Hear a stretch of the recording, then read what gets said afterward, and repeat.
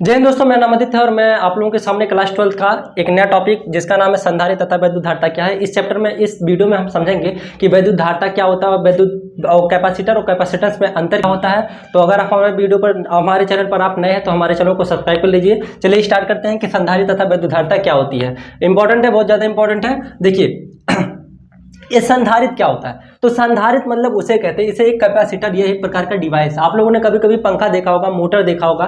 तो होता क्या है सर जी, हम जैसे पंखा ऑन करते हैं ना तुरंत ही स्टार्ट हो जाता है। इतनी कैसे शक्ति होती है कि ये बटन दबाते हैं और बहुत बड़ा मोटर में ना नाच जाता है, तुरंत है नीचे से पानी निकाल लेता है यार। जैसे बटन दबाते हैं जैसे पंखा स्टार्ट हो जाता है। कैसे?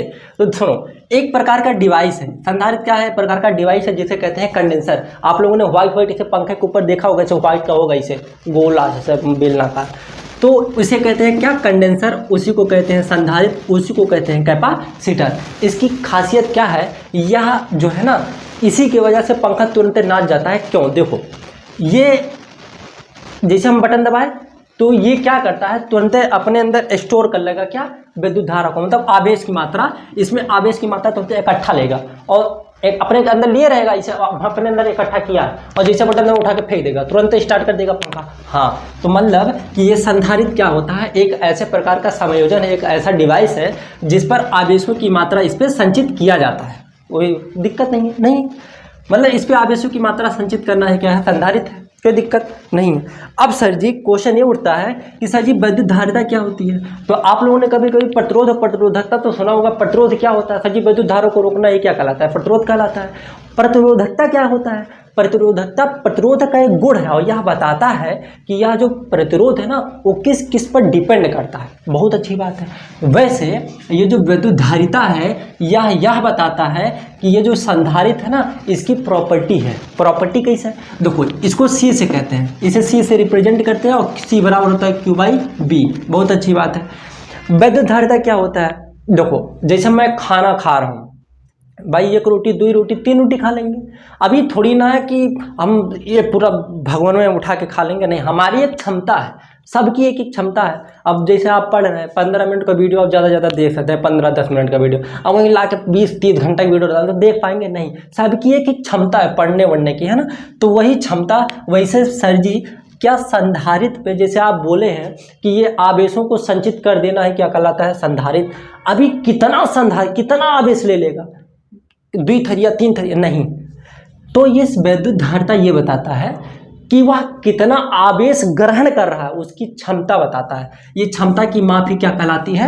वैद्युत धारिता कहलाती है। और वैद्युत धारिता क्यू प्रोपोर्शनल क्या होता है? बी। मतलब हम आवेश बढ़ाएं तो वोल्टेज बढ़ता है, वोल्टेज बढ़ाएं तो आवेश बढ़ता है। वैसे जैसे ओम का नियम था, है ना। तो यहाँ क्यू बराबर क्या होता है? C B. प्रोपोर्शनल हटता है तो एक कॉन्स्टेंट आ जाता है। अब यहाँ सी बराबर क्या होता है? Q by B. इसका मात्रा क्या होगा? कूलाम प्रति वोल्ट होगा, कूलाम प्रति वोल्ट होगा। ठीक। अच्छा, इसका अगर हम डायमेंशन फार्मूला निकालें, इंपॉर्टेंट है। तो देखिए, Q का मात्रा क्या होता है? कूलाम। Q का मात्रा क्या होता है? कूलाम। अच्छा, वोल्ट क्या होता है? वोल्ट B बराबर क्या होता है? W by Q. W by Q. तो यहां मैं कर दे रहा हूं Q बटे W बाई क्यू। ये Q ऊपर जाएगा तो क्या हो जाएगा? Q स्क्वायर बटे W। अच्छा, Q का डायमेंशन फार्मूला क्या होता है? AT, क्योंकि Q बराबर क्या होता है? IT। Q बराबर क्या होता है? IT। तो I का A और T का T होता है। W का क्या होगा सर जी? W बराबर होता है F इंटू एस। F का डायमेंशन फार्मूला क्या होता है? ML T के पावर -2 और इंटू L। तो ये हो जाएगा सर जी ML स्क्वायर T के पावर -2। यहाँ तक किसी को कोई दिक्कत नहीं है। अच्छा, अब मैंने क्या किया, देखो Q स्क्वायर है तो ये स्क्वायर हो जाएगा। W का मैंने निकाल लिया, सर जी क्या हो जाएगा? ML स्क्वायर T के पावर -2। कोई दिक्कत नहीं है। अब देखो, अगर जब ये A स्क्वायर और T स्क्वायर ये ऊपर, ये है सब पे स्क्वायर आ गया। अभी जब ऊपर जाएगा तो ये हो जाएगा M के पावर -1, L के पावर -2 और T के पावर 2। किसी को दिक्कत नहीं है गुरुजी। T स्क्वायर तो ये हो जाएगा A स्क्वायर T के पावर 4, ये हो जाएगा M के पावर -1 और L के पावर -2। ये हो गया मेरा डायमेंशन फार्मूला हो गया। कोई दिक्कत नहीं है, अच्छी बात है। देखो, आप लोगों ने पंखा उंखा तो देखे होंगे ना, पंखा उंखा पे दिया आवेश है, इस पर मैंने आवेशों को बिछा दिया। अब बताओ, जब ये आवेश समान है, जब आवेश समान है तो क्या वोल्ट अलग अलग होगा सब जगह? नहीं। अरे बबुआ, क्यू प्रोपोर्शनल बी होता है। जब क्यू समान है तो बी समान होगा, है। जब बिगड़ेगा तो वो बिगड़ जाएगा, कोई दिक्कत नहीं है। अब मैंने क्या किया, अब देखो कोई विलगित गोलीय है, विलगित गोलीय मतलब गोले पर सी कितना होगा, विद्युत धारिता कितनी होगी। तो देखो सी बराबर जो सी का मात्रक होता है ना, सी का मात्रक होता है कूलाम प्रति वोल्ट, लेकिन कूलाम प्रति वोल्ट एक और मात्रक होता है फैराडे। एक्चुअली में जो इसे नापे जाता है ना, इसे जो नापा जाता है वो फैराडे में ही नापा जाता है। तो जो फैराडे ना बहुत बड़ी मात्रक होती है, बहुत बड़ा मात्रक होता है, इसीलिए इसको ना लेकर 1 माइक्रोफैराड लिया जाता है, और 1 माइक्रोफैराड बराबर होता है 10⁻⁻⁶ फैराडे होता है। कोई दिक्कत यहाँ तक नहीं है, अच्छी बात है। देखो अब गोली पर अगर हम देखें तो यहाँ से विद्युत बल रेखाएं निकलेंगी कि नहीं निकलेंगी भाई, निकलेंगी, क्योंकि आवेश है तो वहाँ विद्युत बल रेखा निकलेंगे ही निकलेंगे। तो आप बताओ बी बराबर क्या होता है, बी बराबर होता है 1/4πε0 और क्यू बाई क्या होता है आर। अगर मान लो इसकी दूरी आर है या कुछ भी हो, ए हो, तो अगर हम यहाँ आर ले लें, विद्युत बी बराबर यही तो होता है विभवांतर का फार्मूला, उसमें जो दूसरे तीसरे चैप्टर में है। तो बी बराबर क्या होता है 1/4πε0 Q/r, कोई दिक्कत नहीं है। अच्छा सी बराबर क्या होता है, सी बराबर होता है Q बाई बी, यहाँ तक किसी को कोई दिक्कत नहीं है। देखो ये Q है ना, तो Q रख दिया। B का मात्रा क्या है 1/4πε0 और Q/r, कोई दिक्कत नहीं। तो Q से Q कट गया। अब जब ये ऊपर जाएगा तो ये हो जाएगा 4πε0r हो जाएगा, कोई दिक्कत नहीं है। अच्छा अगर देखो ये C का मेरा फार्मूला आ गया, C का फार्मूला आ गया किसके लिए, विलगित गोलीय पर। अगर मैं कह दूं कि इसमें कोई माध्यम है तो यहाँ क्या आ जाता है K, जैसे कूलाम के नियम में 1/4πε0 होता था, तो अगर कोई माध्यम आ जाता तो 1/4πε0 K आ जाता था। किसी को कोई दिक्कत यहाँ तक नहीं है गुरुजी। देखो जो ये कैपेसिटर होता है ना, संधारित्र की प्रॉपर्टी क्या होती है, जैसे मान लो हमने 2 प्लेट ले लिया, 2 प्लेट हमने ले लिया, मान लो इस पे प्लस प्लस है और ये एक प्लेट है जिस पे माइनस माइनस है, कोई दिक्कत नहीं है।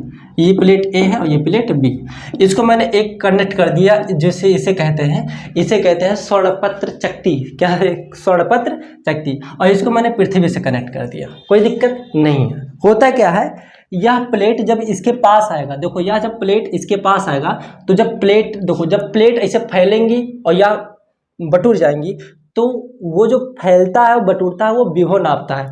देखो अगर प्लेट फैल गया तो मतलब विभव ज़्यादा हो गया। अब वही बताओ, अगर विभव ज़्यादा हो गया तो आवेश भी ज़्यादा होगा। अच्छा क्यू, देखो सी बराबर क्या होता है Q बाई बी, लेकिन जब विभव ज़्यादा होगा तो विद्युत धारिता घट जाएगी, लेकिन अगर विभव कम होगा तो विद्युत धारिता बढ़ जाएगी। ध्यान से सुनना। देखो होता क्या है, जब एक प्लेट को दूसरे प्लेट के साथ अगर हम लाए, बी प्लेट को अगर हम ए प्लेट के पास लाए, मतलब इनकी दूरी को हम ऐसे सटा दें, मतलब दूरी क्या किया, दूरी मतलब दूरी में ध्यान से सुनो, दूरी का नाम आया ना, मैंने इसको पास लिया, दूरी कम कर दिया, तो जब पास आएगा ना तो ये जो प्लेट ए है ना इसे बटोर जाएगा, इसे छोटो हो जाएगा, पतला हो जाएगा। तो जब पतला हो जाएगा तो मैंने अभी बताया जो प्लेटों का जो क्षेत्रफल है अगर कम हो जाएगा तो विद्युत विभव घट जाएगा। तो विद्युत विभव जैसे घटेगा तो विद्युत धारिता बढ़ जाएगी। तो मैं ये कह सकता हूँ कि हमारा जो कैपेसिटर है, विद्युत धारिता है, वह किस पे डिपेंड करता है, वह सर जी वो तो हमारा क्षेत्रफल पे डिपेंड करता ही करता है, करता नहीं है। अरे प्लेट अगर चौड़ा हो जाएगा तो विभव ज़्यादा, और विभव अगर लेता है ले लेगा ना तो ये इसे पतला हो जाएगा, इसे पतला हो जाएगा। और जब ये पतला हो जाएगा तो मतलब इसका एरिया कम हो गया। इसका अगर एरिया कम हो जाएगा तो ये बात बताओ, ये पतला और चौड़ा क्या नापता है, विभव नापता है। जब ये पतला हो जाएगा तो ये मैं कह सकता हूँ इसका विभव कम हो गया, और जैसे विभव कम होगा विद्युत धारिता बढ़ जाएगी। तो हुआ ना, तो मतलब ये इस चीज़ पर ये डिपेंड करती है। हाँ सर जी परावैद्युत क्या होता है, बहुत दर्द देता है सर जी, ये परावैद्युत क्या होता है, बहुत इंपॉर्टेंट है। देखो परावैद्युत क्या होता है, परावैद्युत एक प्रकार का रेजिस्टेंस है, समझो। देखो जैसे मान लो हमने एक प्लेट लिया, हमारा एक प्लेट है संधारित्र, मान लो ऐसे है, ठीक है, प्लस प्लस हो या माइनस माइनस हो, कुछ भी हो। देखो अगर ये आवेश है, ये क्या है, आवेश है, तो आवेशों में विद्युत बल लगता है, या तो आकर्षण बल या तो प्रतिकर्षण बल। लेकिन गुरुजी अगर ये सीधा है, सिंपल, अगर ये वायु में रखा है तो इनमें जो बल लगेगा वो कोई डिस्टर्ब नहीं होगा, ठीक है भाई, नहीं होगा।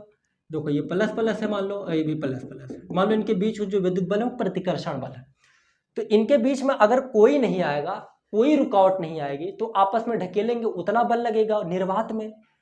लेकिन अगर मैं वहीं एक प्लेट रख दूं, किसी भी चीज़ का एक प्लेट रख दूं, तो बताओ इसका बल रोक लिया कि नहीं रोक लिया? रोका कि नहीं रोका? रोका गुरुजी, बिल्कुल रोकेगा। अब जहाँ ज़्यादा बल एक दूसरे को भगा रहे थे, अब कम बल लगेगा। अब कम बल लगेगा, एक दूसरे को ढकेलेंगे कुचुक कुचुक से, कोई दिक्कत नहीं है। तो इसे ही कहते हैं परावैद्युत। अब परावैद्युत क्या होता है, कैसे डिफिनेशन देंगे?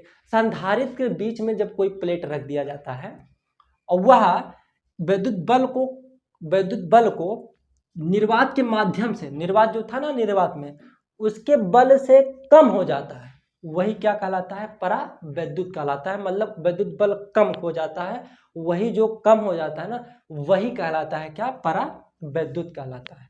कोई दिक्कत नहीं। क्या डिस्कस करेंगे कि संधारित्र का संयोजन कितने प्रकार का होता है। विद्युत धारा में हम लोगों ने क्या देखा था कि प्रतिरोधों को दो प्रकार में सजाया जाता है, केवल श्रेणी क्रम और समांतर क्रम। लेकिन यहाँ क्या हुआ, वहाँ बी प्रोपोर्शनल आई था ओम के नियम से, लेकिन यहाँ था जो उल्टा है क्यू प्रोपोर्शनल बी है, तो उसका जस्ट यहाँ उल्टा कर देंगे। तो चलिए देखते हैं। देखो क्यू बराबर क्या होता है, क्यू बराबर होता है सी बी, कोई दिक्कत नहीं है।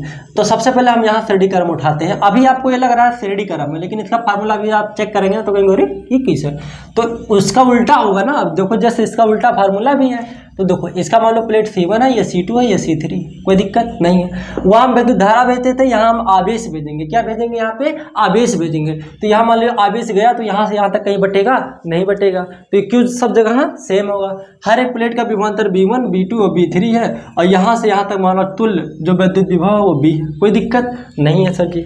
अच्छा, अब मैंने क्या किया, B बराबर B1 प्लस B2 और प्लस B3, सबका जो वैद्युत विभव है B, और ये इतने भागों से टूटकर बना है। सर जी कैसे? जैसे मान लो आपके पास 10 रुपया है, 10 रुपया है ना, आपने क्या किया, 2 रुपया टाफी लिया, फिर 5 रुपये की टाफी लिया, फिर 3 रुपये की टाफी लिया। तो मैं आपसे बोलूँ कि कितना रुपये बराबर आप ले गए थे, तो ये तो बोलेंगे सर जी 10 रुपया लेकर गए थे, इतना बराबर होगा। तो वही चीज़ है, पूरा B था, B1 B2 B3 में टूट गया, तो पूरा B इतने बराबर है, कोई दिक्कत नहीं है। ठीक है सर जी, तो ये B बराबर क्या होगा? अच्छा, अगर मैं पूछूं इस यहाँ पे B बराबर क्या होगा, तो सर जी B बराबर क्या होता है, पहले बताओ। Q बराबर क्या होता है? Q बराबर होता है सर जी CB, तो B बराबर क्या होगा? Q by C। B बराबर क्या होगा? Q by C। लेकिन अगर B1 पूछें तो Q बटे C1, क्योंकि जो Q है सब जगह समान है, तो ये हो जाएगा पूरा B के लिए क्या हो जाएगा? Q बाई C, और B1 के लिए हो जाएगा Q बाई C1, और इसके लिए हो जाएगा Q बाई C2, और इसके लिए हो जाएगा Q by C3। Q cut गया, तो 1/C बराबर 1/C1 plus 1/C2 plus 1/C3, ये हमारा हो गया फार्मूला हो गया। अच्छा, अब हम उसके लिए चेक करते हैं कि सर जी अगर मान लीजिए हमारा समांतर क्रम में हमको प्रतिरोध दिख जाए, तब कौन सा फार्मूला लगाएंगे। तो जैसे मान लो यहाँ पे एक मैं बना दे रहा हूँ, चलो भैया बना दिया, ये A है, ये B है, यहाँ से लेकर यहाँ तक दूरी सजी अब की B होगा, पूरा टोटल B सबकी अब जगह समान है, B अब की समान है। तो अब की देखो, मैं अगर वहाँ धारा भेजता था, तो धारा जहाँ कंफ्यूज हो जाती थी वो समांतर क्रम होता था, और जहाँ सीधे चली जाती थी वहाँ श्रेणी क्रम होता था। तो यहाँ जस्ट वही है, यहाँ भी हम Q भेजेंगे, तो Q यहाँ बटेगा, तो Q1 यहाँ Q2 यहाँ Q3। सर जी ये C1 है, ये C2 है, ये C3 है, B सब जगह सेम है। तो सर जी मैं ये कह सकता हूँ जो मेरा पूरा आवेश है ना, वो सर जी तीन भागों में टूट गया, Q1 Q2 और प्लस Q3, कोई दिक्कत नहीं है। अच्छा, Q बराबर क्या होता है सर जी? CB, तो Q बराबर क्या होगा? CB, लेकिन B तो सब जगह सेम है, तो C1 C1 दो Q पूरा के लिए, तो यहाँ C होगा, पूरे के लिए C होगा। सर जी Q1 के लिए क्या होगा? सर जी यहाँ तो C1 है और B होगा, क्योंकि B सब जगह सेम है। यहाँ प्लस क्या होगा? यहाँ C2 B होगा, और यहाँ C3 B होगा, B कट गया, तो ये हो गया C1 plus C2 plus C3, ये हो गया मेरा फार्मूला। कल हम पूरा न्यूमेरिकल देखेंगे, और वो देखेंगे समांतर प्लेट के लिए जो आपके बोर्ड में बहुत ज़्यादा इंपॉर्टेंट है, वो हमेशा आता रहता है, वो कल हम डिस्कस करेंगे। वीडियो ज़्यादा बड़ा हो जाएगा, इसलिए इस पर विराम लगाते हैं। अगर आप हमारे चैनल पर नए हैं तो प्लीज़ सब्सक्राइब कर दीजिए। जय हिंद, जय भारत।